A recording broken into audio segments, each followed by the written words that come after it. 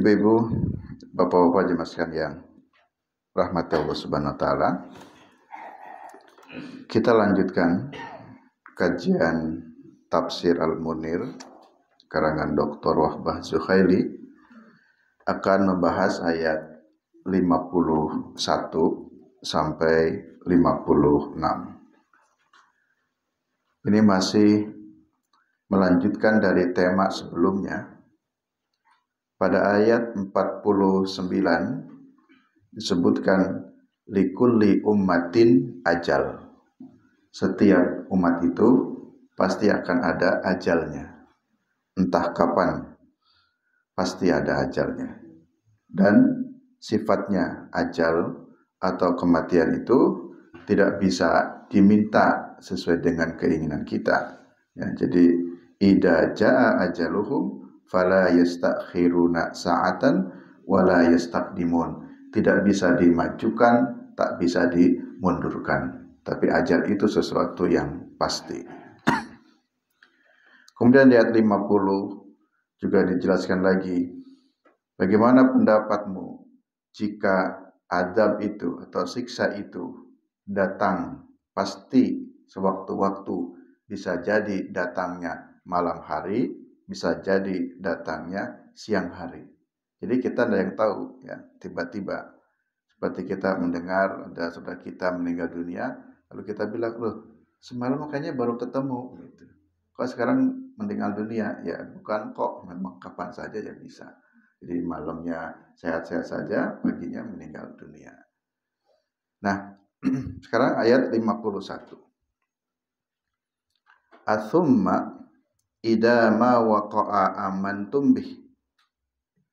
Apakah kemudian jika adab itu datang baru kamu mau beriman? Apakah kemudian jika siksa itu telah datang baru kamu mau beriman? Al-ana wa qad kuntum bihi tastajilun. Sedangkan sekarang maksudnya waktu di dunia kamu tastajilun, minta disegerakan.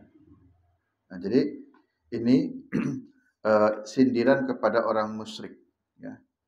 Jadi kepada orang musyrik itu mereka ketika dunia selalu menantang-nantang atau meminta mana siksa itu, mana azab itu. Silakan datangkan pada kami, turunkan azab itu kepada kami. Jadi mereka itu tastajilun, minta disegerakan. Tapi ketika azab atau siksa atau bencana yang menimpa kepada seseorang, pada orang musyrik dan kepada siapapun, barulah kemudian Allah menyindir, apakah sekarang kamu mau beriman? Setelah datang azab, apakah kamu mau beriman?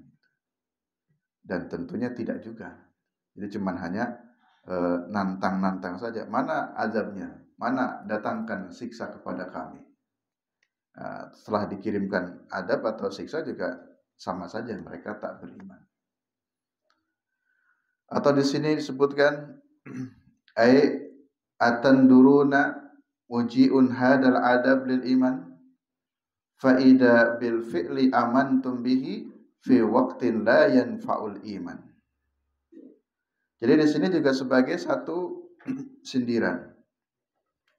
Ketika dialog ini terjadi di akhirat atau sudah meninggal dunia, apakah sekarang kamu baru percaya bahwa neraka itu ada? Apakah sekarang setelah kamu rasakan nih neraka ini, setelah kamu rasakan siksa ini, idza ma waqa'a, jadi jika adab ini setelah kamu rasakan, amantum bihi, kamu sekarang mau beriman? Walaupun jawabannya iya ya Allah, saya sekarang percaya, saya sekarang beriman, tapi katakan ucapan saya beriman itu sudah sia-sia saja. Begitu. Jadi ketika di dunia menantang adab datang, mereka tetap tidak mau beriman. Sekarang di akhirat, setelah adab itu betul-betul dirasakan, gimana? Masih mau percaya atau mau ingkar? Mungkin mereka jawabnya sekarang saya percaya, tapi kan sudah sia-sia. Kalau sudah di akhirat, nggak percaya ya sudah memang disiksa. Nah, jadi istilahnya kita itu ya jangan sampai terlambat menyesal. Dan memang umumnya orang itu nyesal itu di belakang gitu ya. Ya kok tidak ada yang nyesal di depan ya, kecuali nuntun kambing. Kalau nonton kambing terus kambingnya nyeruduk, nyesel saya di depan. Jadi nyesel itu umumnya di belakang. Kalau nonton kambing, kambing nyeruduk kita, kok saya di depan. Itu nyesel di depan. Nah, jadi semua penyesalan itu di belakang. Coba kalau enggak begitu, mungkin saya akan begitu. Kenapa lewat situ? Coba kalau enggak, nah itu. Jadi rata-rata penyesalan situ. Nah, kita mempelajari ayat ini untuk sebagai pelajaran, walaupun ayat ini ditujukannya adalah ta'dibul lil musyrikina fid dunya wal akhirat. Ini ditujukan kepada taubih kepada orang-orang musyrik ya, yang tadi selalu meminta azab, ternyata tak beriman, nanti di akhirat pun baru dikatakan rasakan adab ini. Apakah kamu percaya? Tapi itu sudah sia-sia saja, karena fi waqtin la yanfa'ul iman, dia ucapkan keimanan itu pada waktu yang iman itu sudah tidak ada gunanya lagi. Keimanan itu sudah tidak ada manfaatnya lagi kalau sudah di akhirat. Karena itu sifatnya yuqalu lakum taubihan, itu sifatnya hanya untuk ya menjelekkan saja atau menghinakan orang-orang musyrik. Al-ana amantum billahi wa rusulih, apakah kamu beriman kepada Allah dan Rasulnya? Ma'annakum kuntum qabla dalika tastajilun, padahal kamu sebelumnya selalu tastajilun, meminta untuk dipercepat-cepat itu siksa atau adab. Ayat 52. Thumma qila, kemudian dikatakan lilladzina zalamu, kepada orang-orang yang zalim, dzuqu adabal khuldi, rasakanlah, dzuqu itu rasakanlah, rasakanlah siksa al-khuld. Khuld itu yang kekal. Rasakanlah siksa yang kekal. Hal tujzauna illa bima kuntum taktasibun, maka semua balasan itu yang diberikan kepadamu melainkan adalah dengan apa yang memang telah kamu perbuat atau lakukan. Maksudnya summa yuqalu lil ladzina dzalamu, nanti di akhirat akan dikatakan kepada orang-orang yang zalim, zuku al adab, rasakanlah adab ini ya. Jadi apa namanya Pak ya, kalau orang lagi marah itu, rasakan dulu, kamu nggak percaya. Di apa namanya, di apa ya? Diumpat, diuleh-uleh kayak diumpat-umpat. Nah, nih rasakan dukul adab. Dan adabnya itu adalah al-khulud, adab yang kekal. Kekal itu ya selamanya. Jadi Bapak Ibu membayangkan kalau orang yang masuk neraka kekal ya selamanya disiksa terus. Tak akan berpikir kapan berhentinya ya, enggak ada. Tidak bisa lagi berpikir mungkin suatu saat akan berhenti lalu kemudian akan kembali diciptakan dunia lagi, mungkin selesai, enggak. Jadi memang kalau sudah selesai ya selesai. Atau mohon maaf, kalau kekal itu ya terus selamanya. Jadi enggak ada berhentinya. Jadi rugi sekali kalau kita enggak beriman pada Allah dan Rasulnya. Karena jika menjadi orang kafir yang kemudian kekal di neraka, itu kekalnya terus menerus. Kita tidak berharap dan nggak terbayang lagi kapan itu siksa akan berhenti selamanya. Kalau di dunia itu, mohon maaf, kalau ada orang yang istilahnya menderita sengsara, ya sengsaranya sebatas di dunia saja, selesai setelah itu. Nanti ada akhirat, ada harapan lain. Tapi kalau sudah di akhirat, jika masuk neraka kekal kan, kapan kita akan kembali ke dunia? Sudah nggak ada lagi. Kita sebut dengan kekal. Kalau orang masuk surga juga sama, yang kekal di surga itu ya selamanya di surga, dah enak saja. Ya. Nyaman-nyaman saja di surga. Dan tidak akan kepikiran lagi kembali ke dunia. Nah, sehingga inilah upaya kita supaya dalam berbuat di dunia ini betul-betul bisa tadi menghantarkan ke surga, jangan sampai ke neraka. Karena jika masuk neraka itu tidak bisa dibayangkan berapa lamanya. hal tujzauna illa bima kuntum taksibun. Bahwa yang demikian itu tidaklah dibalas, tidaklah diberikan kepada kalian kecuali dengan apa yang telah diperbuat sendiri oleh kalian. Jadi Bapak Ibu, ini masih kaitan dengan ayat di atas ya, tentang kematian, bahwa idza jaa ajaluhum fala yastakhiruna sa'atan wa la yastaqdimun. Kita setiap hari mungkin atau setiap saat juga melihat ada orang meninggal dunia. Kita pun menyaksikan pelepasan orang yang meninggal dunia, bahkan sesekali kita pun ikut ke kuburannya. Nah, seperti itulah kita kelak akan seperti itu. Setelah mereka pada dikubur nih, kita kan nyantai-nyantai ya. Kita ini mungkin sudah lupa juga itu. Lupa dengan bapak dan ibu kita yang sudah meninggal dunia, lupa dengan simbah kita, lupa untuk mendoakan. Apa jangan-jangan kita kalau meninggal juga begitu ya. Anak-anak kita akan lupa juga. Nah, jadi inilah kesempatan memang satu-satunya ya kita berusaha semaksimal mungkin mumpung hidup. Ya. Nah, kalau ingin ada tambahan-tambahan, yaitu tambahannya ya sekarang di dunia ini. Investnya ya di dunia ini. Yang punya harta, bagaimana harta itu bisa membantu kita kalau kita sudah meninggal dunia. Jadi terus ngalir. Agar nanti tambahannya yaitu cuman itu yang bisa kita lakukan. Yang punya anak, gimana caranya menjadikan anak yang soleh. Harapannya anak yang soleh itu kan selalu ingat, selalu mendoakan. Karena bayangkan, ya Bapak Ibu hari ini saja bisa disebutnya orang-orang yang soleh, rajin ngaji ke masjid, pun terkadang lupa mendoakan orang tua kita. Nanti apalagi kalau anak-anak kita, anak Bapak Ibu tidak soleh, jangan-jangan juga sama sekali tidak mendoakan kita. Nah, maka di sini harapannya adalah bima kuntum taksibun. Ya, disebabkan apa yang kamu perbuat, apa yang perbuat kita hari ini itulah yang akan kita rasakan, itu yang akan kita petik. Karena di sini tentang orang musyrik, maka Allah katakan dzuqu al-adabal khuld, rasakanlah siksa yang kekal itu diakibatkan perbuatanmu waktu di dunia. Kemarin saya menyampaikan waktu pengajian haji, sedikit saya ulas sebagian tidak ikut. Jadi tentang dalam teologi ya, kita Ahlus Sunnah dengan Khawarij, Syiah dan Mu'tazilah sedikit berbeda. Kalau menurut orang-orang Khawarij, orang Syiah dan Mu'tazilah, orang yang melakukan dosa besar seperti mabuk, berzina, mencuri. Nah, pelaku dosa besar menurut Khawarij dan Syiah juga Mu'tazilah, mereka dianggap kafir dan masuk nerakanya kekal. Jadi pelaku dosa besar, orang mabuk, orang mencuri contohnya, itu pelaku dosa besar itu jika meninggal dunia sampai dia tidak bertobat, itu statusnya menjadi kafir, dan kafir itu masuk nerakanya kekal.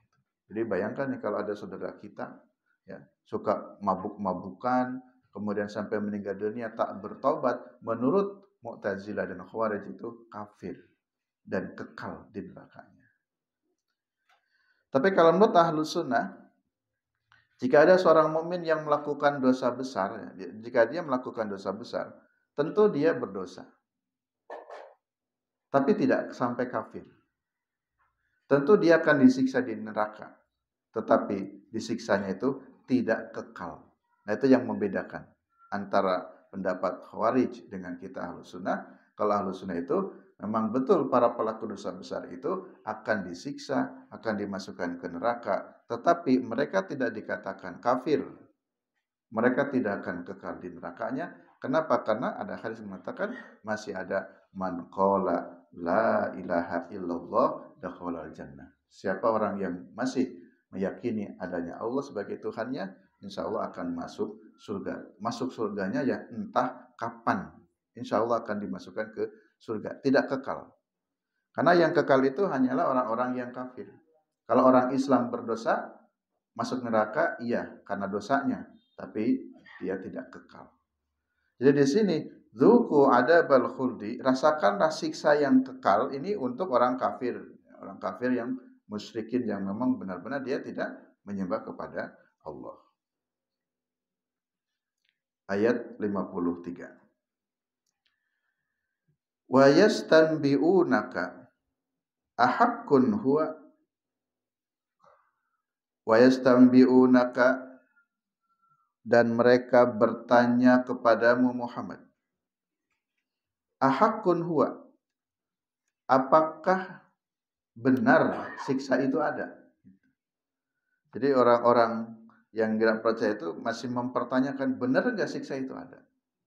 Ahaqqun huwa, apakah benar huwa, azab itu ada? Masih enggak yakin apakah benar neraka itu ada. Qul, jawab oleh Muhammad, katakan olehmu, I wa rabbi innahu lahaqqun, demi Allah gitu. Wa rabbi, demi Rabbku, innahu haqqun, siksa itu benar. Siksa itu benar adanya, neraka itu pasti adanya. Jadi tak perlu dipertanyakan lagi, benar gak sih ada siksa? Katanya orang meninggal dunia masuk kubur, di kubur itu katanya ada siksa kubur. Benar gak sih ada siksa kubur? Cuman sekedar mempertanyakan saja, tapi kemudian tidak ada upaya untuk bagaimana supaya kita terhindar dari siksa kubur.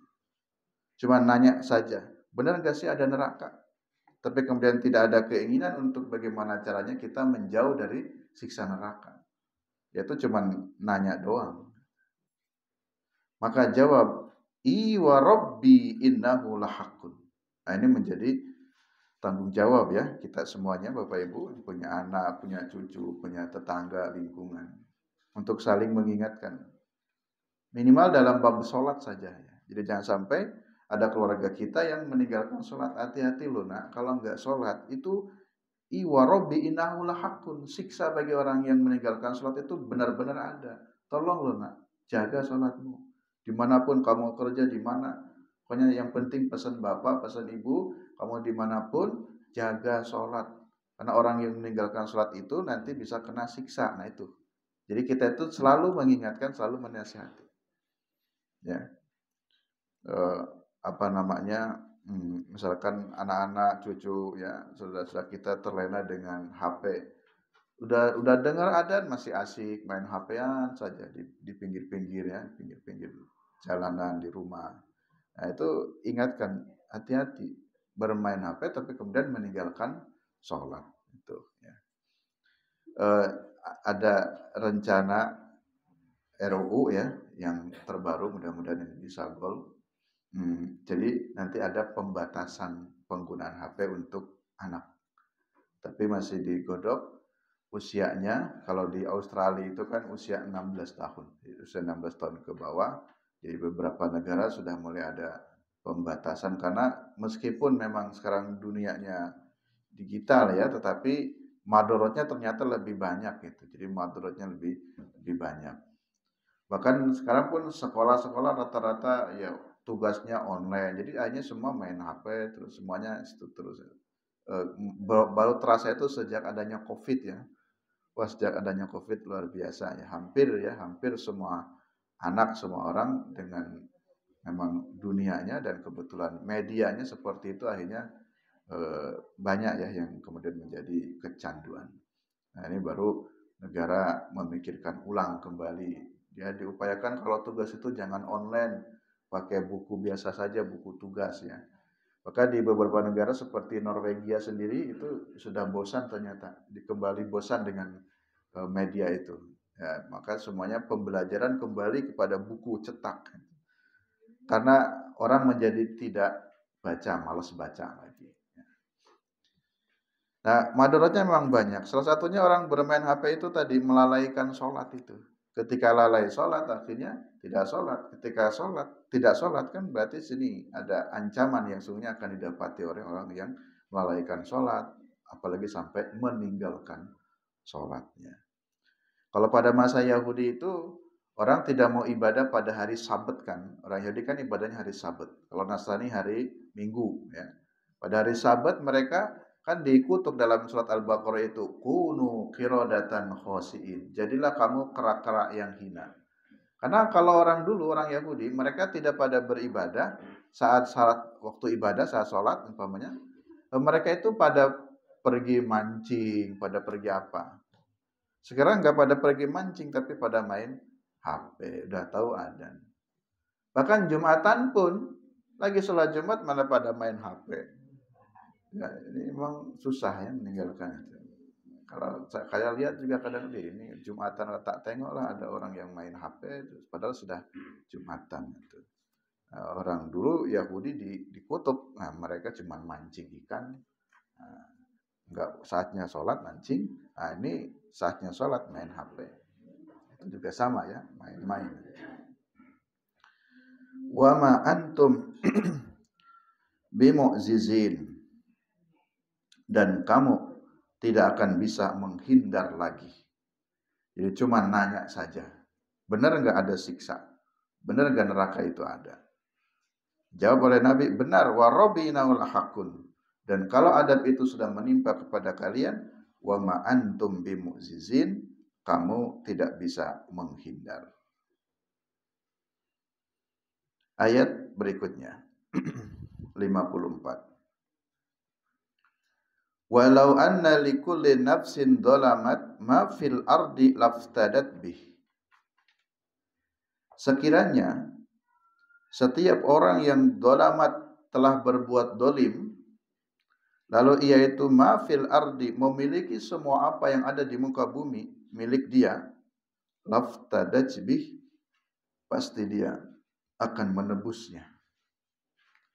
Jadi gini, tadi kan nyambung di ayat 53. Wa ma antum bimu'zizin. Kalian itu tidak bisa lagi menghindar. Kalau siksa sudah datang, kalian tidak bisa menghindar. Apapun ya, saya nggak menyebut siksa lah, bencana. Kalau bencana sudah datang menimpa pada kalian, kalian sudah tidak bisa menghindar. Beberapa hari kita disuguhkan dengan berita-berita kebakaran ya. Di Jakarta ada 2 tempat yang kebakaran, di daerah mana itu? Glodok ya, sama Ciung ya. Itu saya baca di media sosial, ada kesaksian apa itu, salah satunya itu ada tempat diskotik. Yang tempat diskotik itu ikut terbakar. Lalu reporter mengatakan, ini klub malam dan ini kebakar hangus semuanya. Dan orang-orang yang ada di situ tidak bisa pergi, nggak bisa meninggalkan dari kobaran api tersebut.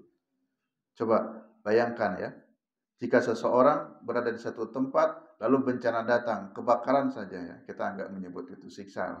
Itu datang bencana, datang musibah, sudah. Wa ma antum bimu'jizin, kamu sudah nggak bisa mengelak lagi dari siksa itu. Kalau seseorang berada di diskotik, mungkin sedang melakukan, mohon maaf ya, keburukan.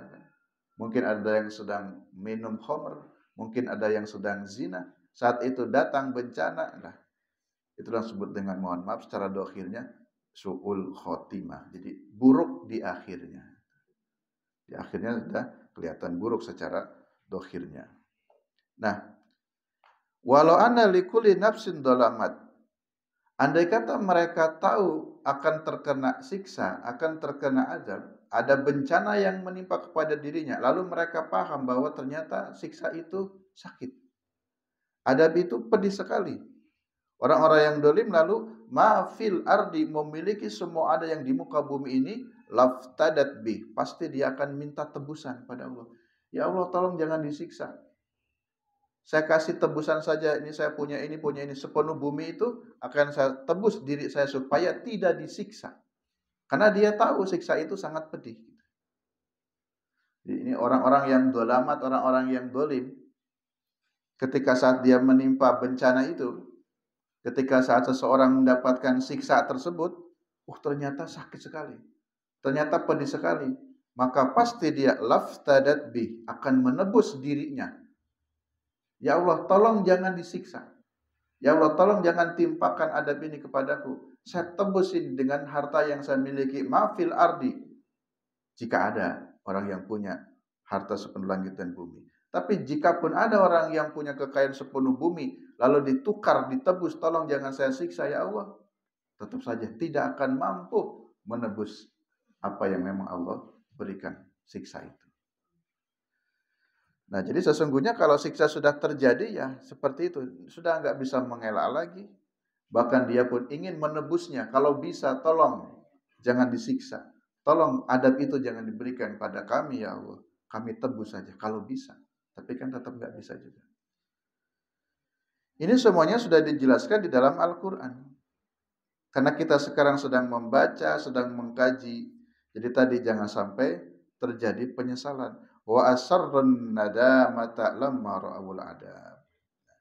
Jadi wasarun nadamah. Nadamah itu kan penyesalan.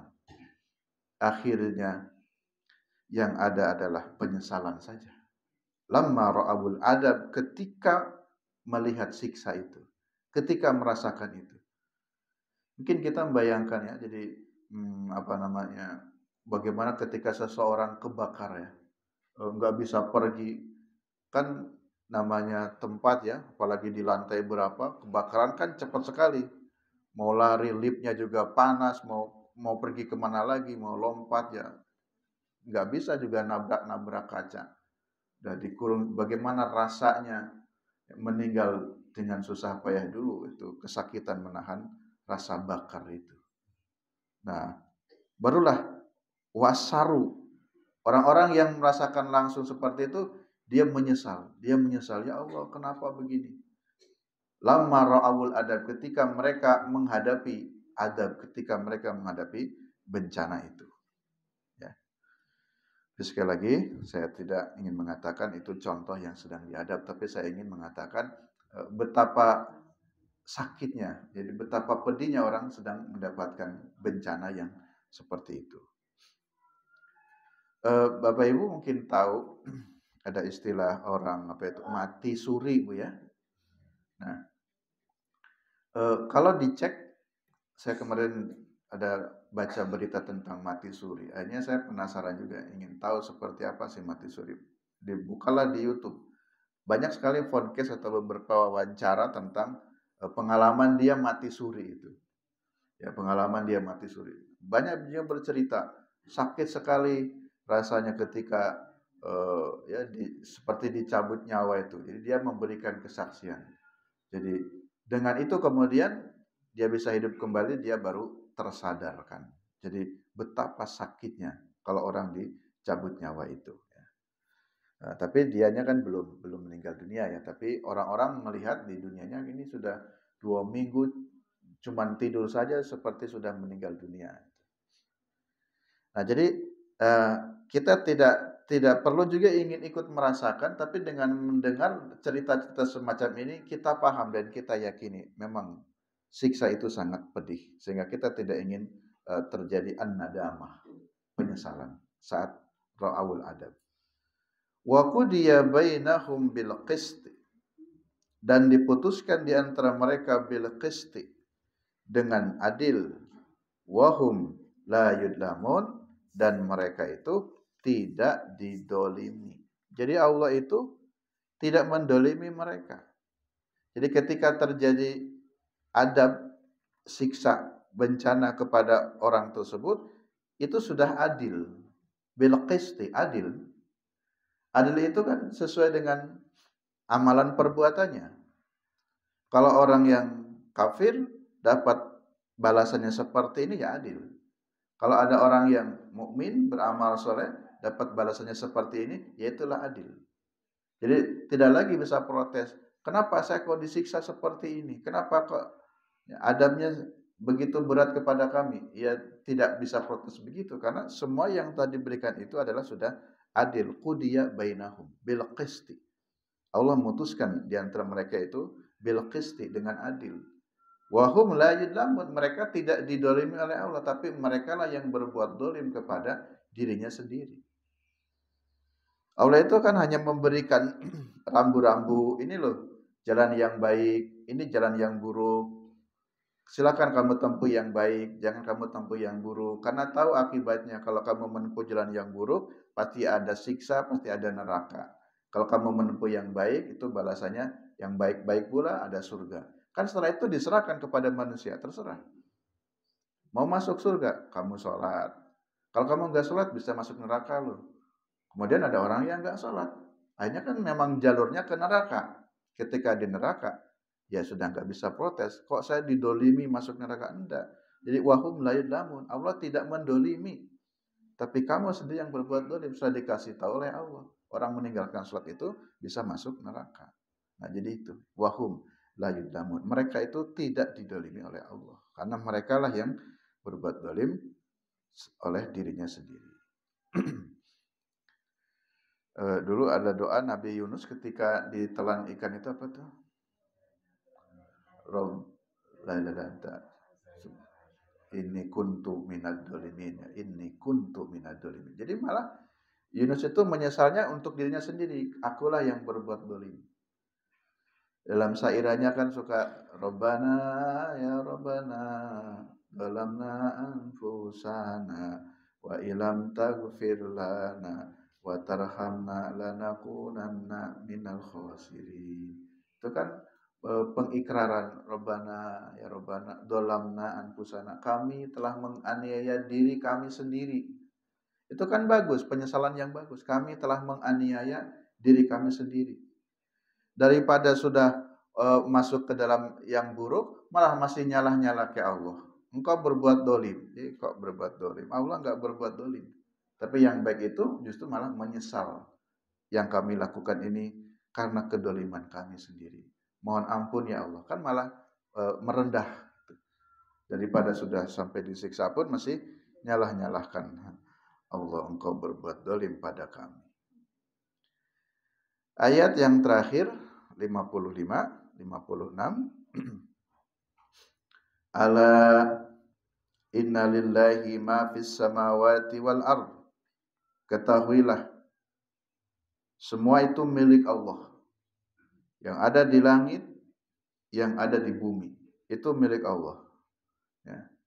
Jadi tidak boleh rakus, ikuti aturan Allah. Jadi ada aturan-aturannya. Karena langit dan bumi itu milik Allah. Jadi kalau ada orang yang memiliki apapun ya, memiliki harta yang banyak, memiliki jabatan atau kekuasaan yang banyak, lalu menjadi sombong, enggak. Itu belum seberapanya. Karena milik Allah itu lebih luas. Semua yang ada di langit dan di bumi itu milik Allah. Ala, diingatkan lagi, ketahuilah, inna wa'dallahi haqqun. Janji Allah itu benar. Ya. Janji Allah itu benar. Kalau manusia itu bisa jadi ingkar janji. Tapi kalau Allah itu benar. Ya. Bilang A, sekarang besok B. Bahasa Jawanya apa? Makan apa itu? Mencela-mencele. Sore. Sore tempe. Nah itu manusia janji ya. Janji-janji itu diingkari. Tapi kalau Allah yang janji, inna wa'dallahi haqqun. Janji Allah itu benar. Ya. Jadi jangan meragukan lagi. Apa iya ya nanti akan ada siksa? Enggak usah ragu-ragu. Memang kalau Allah bilang A pasti A, yakin adanya. Karena inna wa'dallahi haqqun. Walakinna aksarahum la ya'lamun. Tapi kebanyakan mereka itu la ya'lamun. Mereka enggak tahu atau pura-pura enggak tahu atau enggak kepengen tahu. Akhirnya tetap enggak mau memperbaiki diri. Ya, inginnya hanya menyalahkan saja. Ini kan takdirnya. Wong saya ditakdirkan oleh Allah jadi penjahat kok. Ini takdir dari Allah. Jadi dinisbatkannya kepada Allah terus. Padahal tidak begitu juga bunyi takdirnya. Ditutup di ayat yang ke-56. Huwa yuhyi wa yumit. Dialah Allah yang menghidupkan dan dialah Allah yang mematikan. Jadi yang menghidupkan dan mematikan itu Allah. Wa ilaihi turja'un, dan kepadanya kamu dikembalikan. Jadi Tuhan itu yang mematikan dan menghidupkan. Kalimat ini ditiru oleh Fir'aun. Namanya Tuhan itu bisa mematikan, bisa menghidupkan. Kan Fir'aun ini kan orang yang paling gagah di muka bumi. Yang lain itu sesatnya orang, ngakunya paling ngaku jadi nabi. Tapi kalau Fir'aun itu ngakunya jadi Tuhan. Firaun itu ngakunya jadi Tuhan, nggak nanggung. Salah satunya ini, dia mempraktekkan, si Firaun ini mempraktekkan wa yuhyi wa yumiit. Tuhan itu bisa mematikan dan bisa menghidupkan. Hanya ketika mengumpulkan rakyat untuk membuktikan kalau dirinya itu Tuhan, karena Tuhan mampu menghidupkan dan mematikan, dia panggil dua orang. Panggil dua orang. Karena saya ini Tuhan, terserah Tuhan. Tuhan bisa mematikan dan menghidupkan.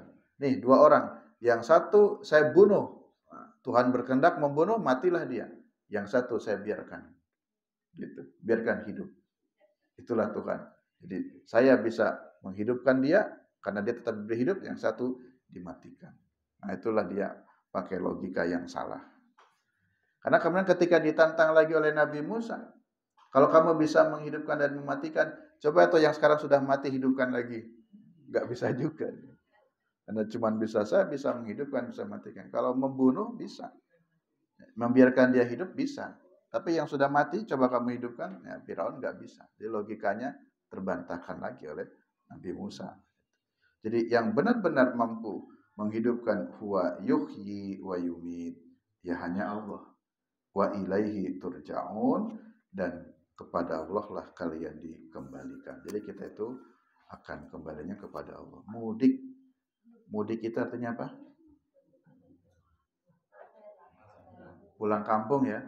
Mudik. Sungguhnya kampung kita itu di akhirat gitu. Kita ini sedang merantau ke negeri dunia dan nanti akan mudik. Nah, itulah mudik. Mudik itu ke kampung yang sebenarnya kampung akhirat. Hanya kita nggak sadar kampung kita itu di akhirat. Jadi rojiun kembali. Demikian Bapak Ibu jemaah sekalian yang rahmati Allah SWT. Insya Allah kita lanjutkan pada ayat berikutnya di surat Yunus. Dan mari kita juga niatkan diri minimal seminggu sekali setiap Jumat pagi belajar Quran bersama. Mudah-mudahan ada manfaatnya. Kurang lebihnya mohon maaf. Billahi taufiq wal hidayah. Assalamualaikum warahmatullahi wabarakatuh.